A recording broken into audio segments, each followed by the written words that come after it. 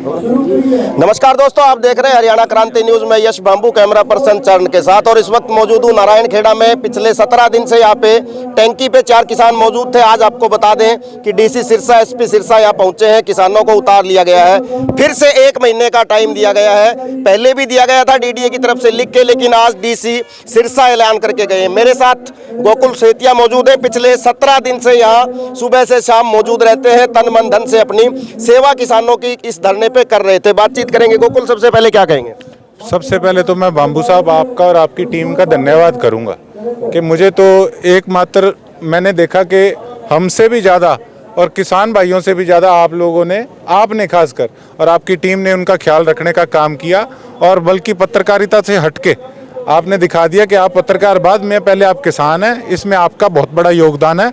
आपने जो ये सारा प्रस्तुत करने का काम किया हमारे लोगों के आगे, उनको जागरूक करने का काम के लिए जो काम किया, उसके लिए आप बधाई के पात्र हैं। मैं सबसे पहले आपको बधाई। बहुत धन्यवाद सर, आपका बहुत धन्यवाद। और उसके साथ साथ आपने देखा है कि किस प्रकार से आज जो झूठ है, झूठ की हार हुई है और सत्य की जीत हुई है। जिस प्रकार से डीसी साहब और एसपी साहब ने आकर ये बात कही कि आपकी जो किसानों की मांगे हैं वो जायज़ हैं, तो कहीं ना कहीं इससे एक सरकार का, गवर्नमेंट का फेलियर जो है वो सामने आता है कि हमारी जो सरकार है वो एग्रीकल्चर स्टेट है। और एग्रीकल्चर स्टेट होने के बावजूद भी हमारे फार्मर्स के प्रति, हमारे किसानों के प्रति सीरियस नहीं है। अगर वो किसानों के बारे में नहीं सोचती, उनके हकों के बारे में नहीं सोचती, तो उनको ये गद्दी छोड़ देनी चाहिए। 116 दिन का लंबा टाइम लगा है। ये काम पहले भी हो सकता था। बिल्कुल हो सकता था। ये सरकार के तो 1 मिनट का काम है। बहुत बड़े डिसीजंस लेती है गवर्नमेंट तो। और 600-700 करोड़ मैं समझता हूँ कोई अमाउंट सरकार के लिए कोई बड़ी बात नहीं है। पता नहीं इन्होंने ठेका ले रखा है लोगों को परेशान करने का। समझ से बाहर है जी, क्या इनकी नीतियाँ। धरना चल रहा है, ये कल्चर धरना का चल पड़ा है। सरकारें इस पर ध्यान नहीं दे रही हैं। देखो जी, बात ऐसी है कि काठ की हांडी बार बार नहीं चढ़ती। अगर 5 साल इन्होंने जो किया है वो आगे इनको उस चीज़ का भुगतान भी करना पड़ेगा। और आप एक चीज़ देखिए, मांग कोई पूरी होनी ना होनी वो बात की बात है। कोई भी सत्ता का नेता जो बड़े बड़े वायदे करते हैं स्टेज पे खड़े होके, कोई यहाँ पे बात करने, वार्तालाप करने तक नहीं है। इनको शर्म नहीं आती। इतने बेशर्म लोग हैं, ये भूल चुके हैं शायद कि जो इनको गद्दी मिली है, ये गद्दी लोगों की दी हुई है।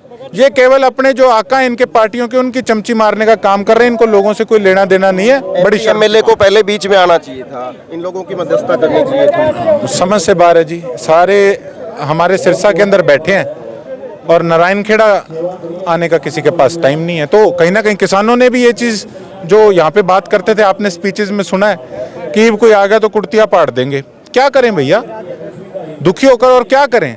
उन्होंने फॉर ग्रांटेड ले रखा है लोगों को, तो उसी हिसाब से फिर जनता आगे से उनको उस चीज़ का देगी। इसीलिए धरना यहाँ स्थगित हुआ है। जमाल में फिर 2 लोग टंकी पे चढ़े हैं। घग्गर के नुकसान का मुआवजा लोग मांग रहे हैं। देखिए, मैं बेशक वहाँ भी किसान चढ़े हैं, वो भी किसान भाई हैं, पर मैं ये कहना चाहता हूँ, जब अगर इतना बड़ा धरना यहाँ पे चल रहा था तो उनको वहाँ पे एट अ टाइम नहीं करना चाहिए था। देखो, कहीं ना कहीं मुझे नहीं पता उसके पीछे क्या बात थी या क्या नहीं थी, लेकिन उनको चाहिए था कि वो पहले यहाँ पे आके इस जो हमारे संघर्ष को सिरे चढ़वाने का काम करते और फिर वो कोई स्टेप उठाते, उसमें यहाँ वाले लोग भी उनके साथ वहाँ पे जाके उस आंदोलन के अंदर योगदान देते। एट अ टाइम अगर 2 चीज़ें होंगी तो देखो उस चीज़ का स्पष्ट है कि उस चीज़ का नुकसान होगा। और वो कहीं ना कहीं उनका जो ये उन्होंने काम किया, जो स्टेप उठाया, वो कहीं ना कहीं देखो लोगों के माइंड में नेगेटिव गया। घग्गर के मुआवजे पे लेकर आपकी कोई अधिकारियों से बात नहीं, मेरी इनसे कोई इस प्रकार की वार्तालाप नहीं, क्योंकि उसका देखो सीधी सी बात है, मैं तो खुद भुगत भोगी हूँ। मेरे पे इन्होंने दुनिया जान के इन्होंने पर्चे डाल रखे हैं और सारी दुनिया को पता है कि मेरी किसी केस के अंदर कोई मतलब सच्चाई नहीं थी और आप भी वहाँ पे मौजूद थे। तो इनसे वार्तालाप करने का कोई फ़ायदा नहीं। अब एक इंसान से मैं बार बार राम राम नमस्ते बोली जाऊँ, वो आगे से जवाब ही ना दे 10 बार, तो उसको फिर बोलने का क्या फ़ायदा, सीधी सी बात। तो वही ये सरकार का काम है। इनको कोई राम राम ही नमस्ते करता तो वो भी पसंद नहीं है। ये घमंड में इतने चूर हो चुके हैं। किसानों ने भी बड़े प्यार से पहले 3 महीने चौपटा धरने दिए रखा, मांग करी रखी, पर इनके जूं नहीं रहेंगी। तो कोई किसी को शौक नहीं है कि 200 फुट ऊपर गर्मी में जाकर बैठेंगे। और लेकिन चलो कहीं ना कहीं तसल्ली करनी पड़ेगी। हमें भी ये होता है मन में कि हमारे भाई जल्दी से जल्दी नीचे आए, उनके परिवार भी उनका इंतजार कर रहे हैं और इतनी गर्मी में कोई बैठना आसान नहीं है साथ।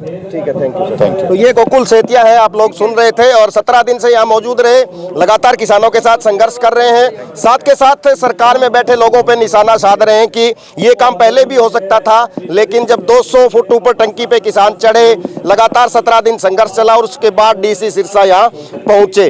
और आपका इस पूरे एपिसोड पे क्या कहना है, तमाम साथी हमारे साथ कमेंट करके आप बता सकते हैं। सभी का बहुत बहुत धन्यवाद।